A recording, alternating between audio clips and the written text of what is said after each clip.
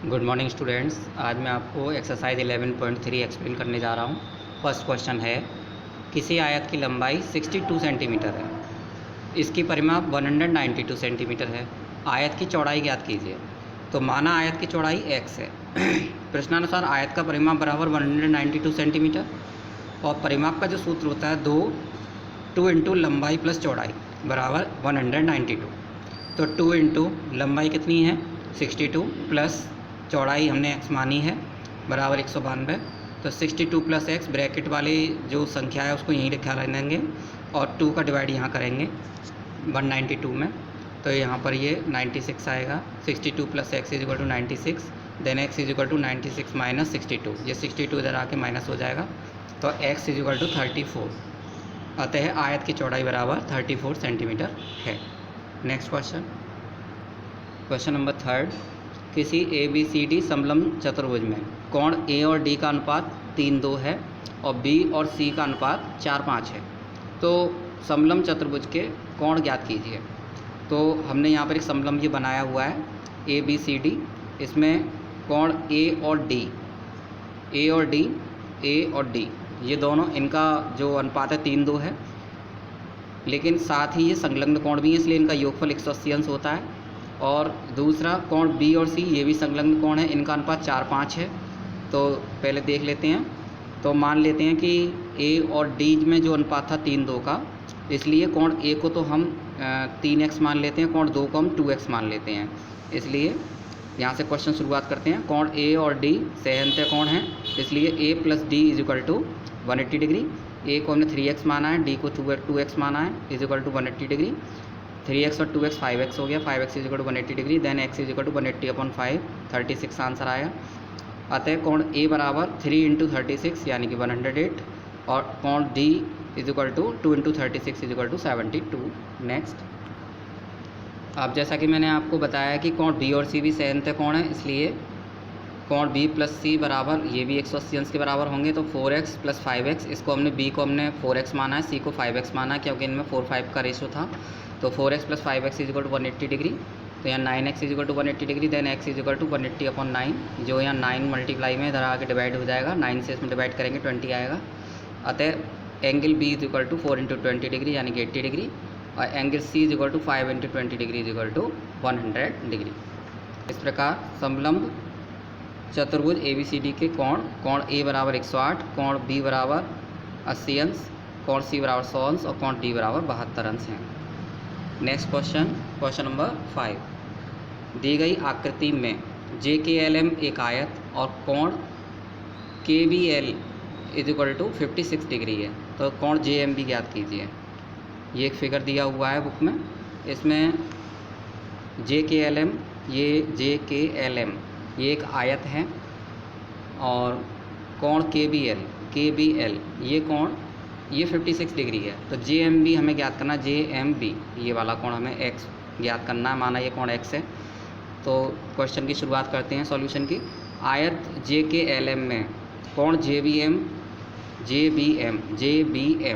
बराबर KBL, ये दोनों कोण आपस में बराबर होंगे क्योंकि ये शीर्षाभिमुख कोण है, इसलिए कोण JBM KBL के बराबर है, इसलिए कोण JBM बराबर 56 डिग्री हो गया, क्योंकि KBL हमें 56 दिया हुआ है, तो JBM बराबर 56 डिग्री हो गया।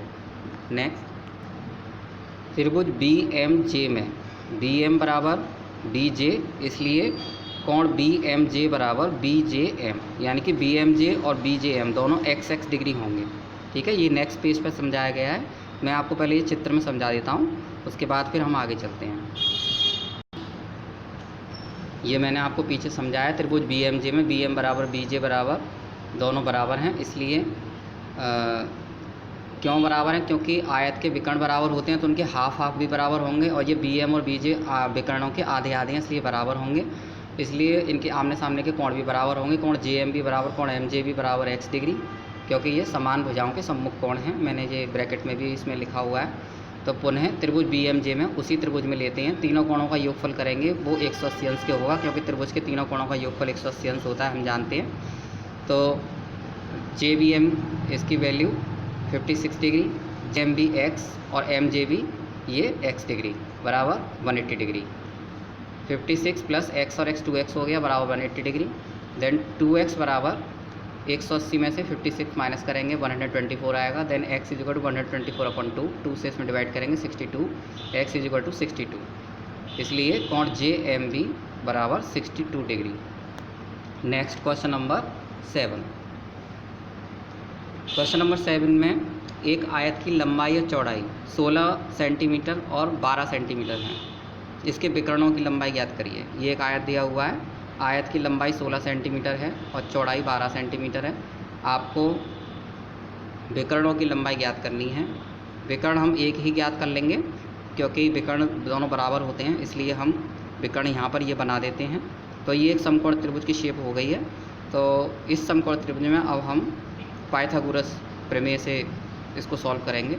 समकोण त्रिभुज QRS में, ये QRS में पाइथागोरस सिद्धांत से, पाइथागोरस सिद्धांत क्या कहता है कि किसी भी समकोण त्रिभुज में कर्ण पर बना स्क्वायर, ये कर्ण होता है, कर्ण पर बना हुआ स्क्वायर अन्य दो भुजाओं पर बने स्क्वायर के योगफल के बराबर होता है। तो यहाँ पर कर्ण पर, कर्ण यानी QS पर बना स्क्वायर QS स्क्वायर बराबर अन्य दो भुजाएं QR और RS। तो QR का स्क्वायर प्लस RS का स्क्वायर, इन पर बने स्क्वायर के योगफल के बराबर होता है। तो QS स्क्वायर बराबर अगेन QR हमें 16 गिवन है तो 16 का स्क्वायर करेंगे, RS हमें 12 गिवन है 12 का स्क्वायर करेंगे और इसको आगे सॉल्व करेंगे। Next step, QS is equal to 16 का स्क्वायर 256 हो गया और 12 का स्क्वायर 144 हो गया। दोनों को ऐड करेंगे 400 हो गया।